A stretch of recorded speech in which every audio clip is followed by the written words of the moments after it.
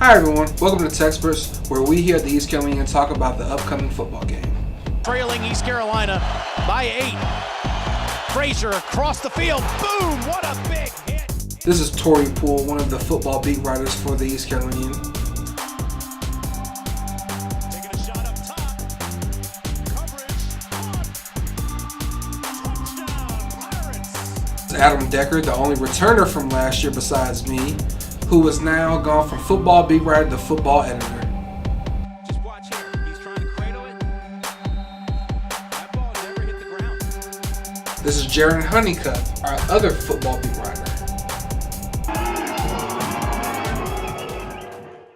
Hi, welcome to TECSperts. Today we're going to talk about USF, of course, and of course we're going to talk a little bit about UCF. So guys, UCF, that was supposed to be one that ECU probably should have won. Talk to us about what went wrong for the Pirates. Well, the same trend continued the last 3 weeks. It's really been the same thing. They look unprepared. They look like they're sloppy. Special teams. You're not going to win a game playing like that. And I think the last three games, last 3 weekends have really shown that. The team they just look like, they're not very well prepared and they're extremely sloppy. You got to take care of the ball in the red zone. You can't be turning the ball over. You got to be protecting your quarterback. Philip Nelson was just getting lit up out there. So a lot of things need to be fixed for ECU going into South Florida. Yeah, I can say that. But UCF was just at first just running all over ECU, and ECU's really got to shore up that run defense. Demetri McGill is a huge loss, man. It's a huge loss, and Fred Presley, he's strong, but no one on that D line is as strong as McGill, and they couldn't get any push up front. And the secondary actually played really well for ECU, but the front seven couldn't bring it in, and the offense looked great between the 20s, like Montgomery said. But at the end of the day, they just couldn't get it in the end zone. So that's like everything Adam said was right. That's just same old problems. You got to move forward though. I feel like the same things happened too with early special teams mistakes that kind of just hurt the team in the beginning. They came out, got a score, got a touchdown, and then UCF just turns right back around and returns for a touchdown. I feel like that right there is big enough to stop the momentum that ECU had just built, and Montgomery touched on that quite a bit this week in practice and stuff, talking about how that was something that really killed them. But I think just the mistakes in general are what needs to stop. Every time they got things rolling and the momentum was on their side, something happened to just completely wipe that away and wipe the slate clean. So that very fumble was huge. Yeah. So that was huge because it resulted in a touchback. So. And when it comes to that game, of course, there was injury to insult. Yeah. And so, when it comes down to it, you guys were at practice this week. So tell us, what are your feelings between, about Zay Jones, Philip Nelson, and Corey Sargent? Who do you think is all going to play? Well, I'd say probably the most concerning of those would be Corey Sargent. I really think that ECU, Montgomery's not really trying to keep it under wraps. He's confident Nelson and Jones will play, but Jones was in a boot, but he said it was a bruise, more of a bruise than anything. I would be pretty confident about them both playing. I know that sounds a little, too soon, but I just has his faith in Minshew. It didn't look too confident, and not as saying he couldn't be there one day, but for now he's just not where Nelson is, and he spoke as if Minshew was going to be, on not riding the pine, but in the back burners a little bit, and Nelson was getting the mental reps. So I see both of those guys being out there, unless for some reason the weather was really bad and coach just was like, hey, let's rest Zay Jones. Now Corey Sargent, on the other hand, he hasn't been practicing this week. Coach touched on him a little bit and wasn't really much after that, just saying that he was taking mental reps as well, but he never really released exactly what it was either. I don't know if anybody has heard anything since, but that he's probably, in my eye, looks most concerning. But was confident was that Pirate secondary held it together when he went out, and Colby Gore really stepped up. So now I do think that if Phil Nelson is truly injured, he's not going to play this game. I think you could see a similar role, like you said. Montgomery's not completely confident in Minshew. I definitely think we could see a similar Blake Kemp, James Summers role that we saw all last season. I think we could see that, with Minshew not having as many reps, being inexperienced. He needs to mature a little bit more. And Summers knows everyone's position. He's been there before. So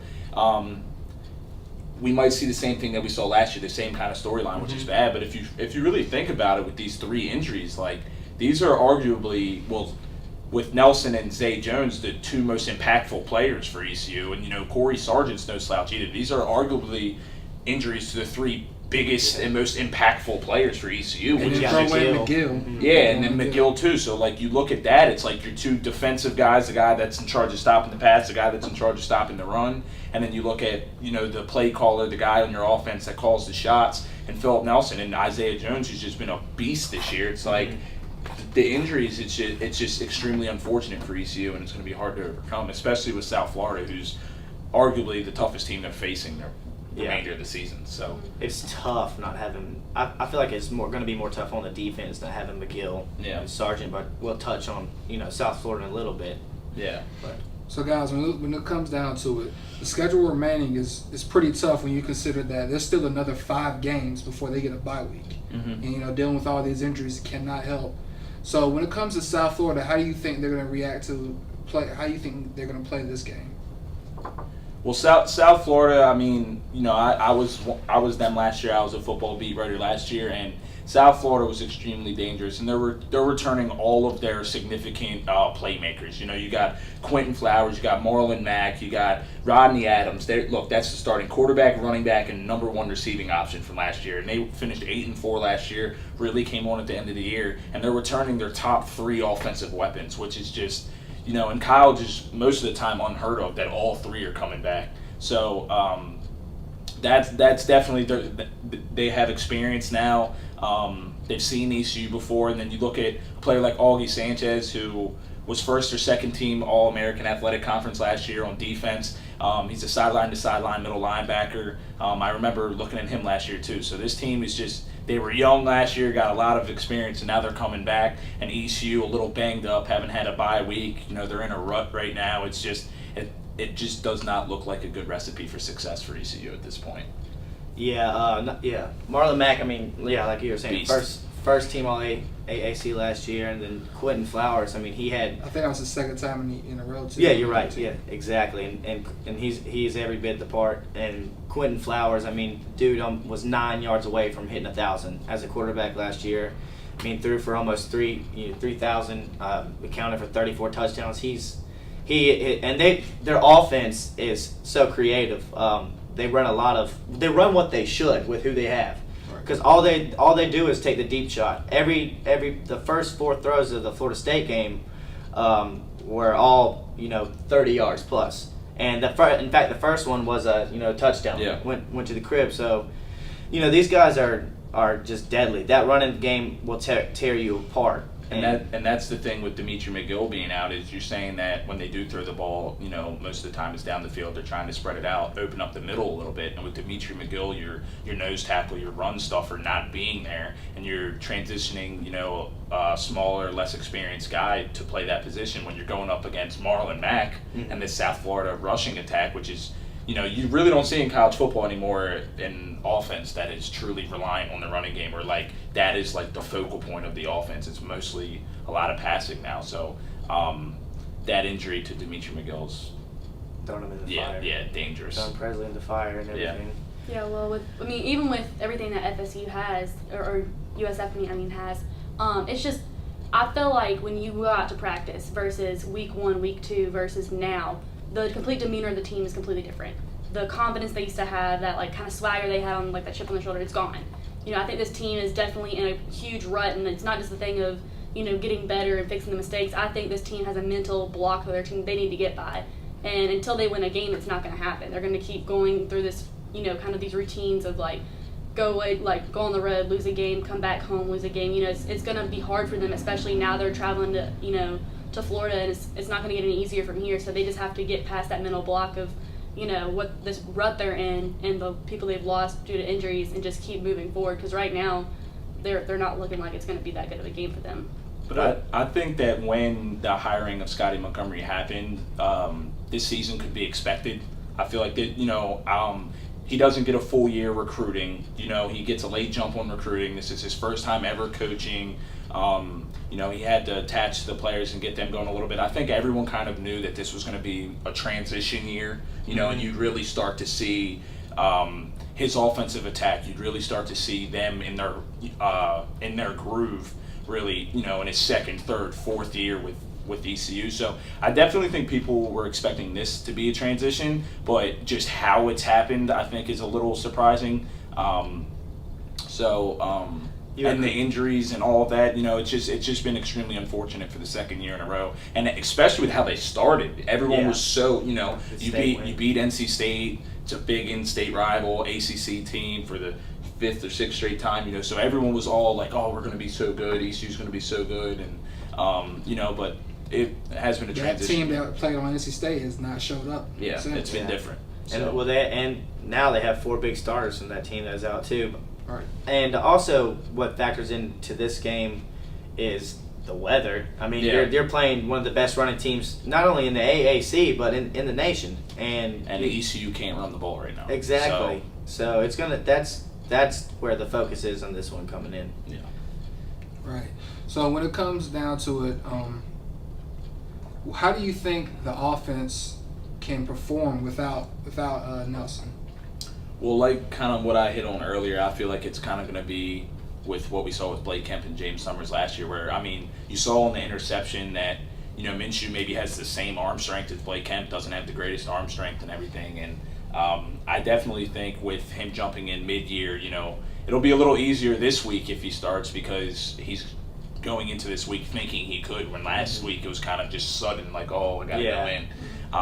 So he could be a little more calm and collected and prepared and everything, but I definitely think you're going to see, if Phillip Summers doesn't go, I think you'll see more James Summers in the backfield taking snaps, and like you said, with the weather, with the running game, James Summers, could get that running game going possibly. So yeah, that's what I expect. Unless they watched Virginia, tape of last year, which I don't know why they would. That's something they really haven't seen is an expanded package for him if they start running a lot of passes with Summers, and that's what tore Virginia Tech up, because there was no McNeil and all them had no package for Summers. They just stuck him back in there quarterback. So who knows? That Montgomery could be keeping that under wraps. Yeah. I definitely just think at this point it would be unintelligent to not have Summers on a bigger role if Phillip Nelson doesn't play. He's one of the team's leaders. He was there all last year. He knows his playbook. He knows what the running back's doing, the receivers doing. He knows, because he was a utility player, expected to play all those positions. So he's comfortable in this offense, and I just think it wouldn't be very smart for them not to be ready with that in case Nelson can't go. So yeah, and I know that during this week during practice, or on the Monday press conference, actually, it was Montgomery talking about how Jimmy Williams, James Summers, and Zay Jones would have to step up as leaders on this offense, because he knows that when you're putting someone like Gardner Minshew in that spot to start on this team, Phillip Nelson was a big leader. Everybody kind of went to go follow him. They knew that he was the leader on the team. Gardner Minshew hasn't had that time to develop that relationship with the team. So bringing those guys in and making them step up to the role. And I talked to James Summers some. He was saying that it's more so leading by example right now. It's not so much telling people what to do or saying this is what needs to be done. It's more so getting out there and doing it yourself and showing them, this is the way it needs to be done. And I think that that's going to play a big role in this offense coming up with, people like Phillip Nelson and possibly Zay Jones being out. I just think it's crazy, the similarities between last season and this season now. I don't think anyone expected this is how this season was going to play out. This is when coaching is going to really show itself. Yeah. I feel like it's now he's Scotty Montgomery's in the spotlight, and I do have confidence in him. And like you said, that is a big thing. His recruits, recruits aren't in, and it is big. Personnel is big for scheming. Time other coaches did to, what I mean? Yeah, exactly. So. You recruit personnel for your specific schemes, and right now, not saying that it's much different from what they were in last year. He will. A young coach will always incorporate stuff over time. Implement it as the years go on, and he's intelligent enough to do that. And I really think that, I don't know, man. I think he'll pull something out here at the end of the year. I really do. If he has any tricks in his bag, this is the time to go to. Well, if you look at the schedule, they could be 2-6. We're talking 2-5, 2-6. You know, you got the 2 South and Florida. 7 actually. After South Florida game, you got Navy, who they haven't played well. You have Cincinnati. Like, those right there could very well be 3 losses, and they're sitting at 2 and 6, which and is UConn's going to be coming in right after that too. Yeah. And I know UConn's going to be trying to show that last year wasn't a fluke, that UConn is here. And I will say that you don't even know, right now we don't know how good these teams are going to be by the time that we face ECU plays them on the schedule, but every game will play itself out, I guess. All right, so now we're going to go to predictions, and we're going to start down here with Jaron. Oh, okay. Sorry, put that one on me. Sketch you. I actually went opposite of everyone. I went ECU. That's because you're down 2 and 3. I do need a big win. 3 and 2 on the show. 3 and 2 on the show. But I will say that I think that ECU is in the seat to where they have nothing to lose, and I think USF realizes that they are in the driver's seat right now. They'd be good teams there in position for a good ball game. They have a good opportunity of playing Houston at least and getting another good bowl game. This is Willie Haggart's first year, so I just feel like this is a perfect opportunity for upset. I feel like there's nothing to lose, so I have ECU going big here because there's no way I feel like that ECU defense stops USF, but I feel like their defense is weaker than people think, and they rely a lot on safeties who play too far back. So I think ECU 45-42. All right, Tori? Okay, not going the same as Jaron. As much as everybody would love to see ECU break this losing streak they're on, I just think that USF is just too good of a team. I think that they're in a great spot right now, and like I said, ECU is just still in that slump of they've been losing. So I think that it'll still be a pretty a low-scoring game. It won't be completely a blowout, but I'm saying 31-10 just because I just don't think that this ECU offense is going to be able to perform on Saturday. All right, now we're going to go to the leader in the clubhouse down here, Adam.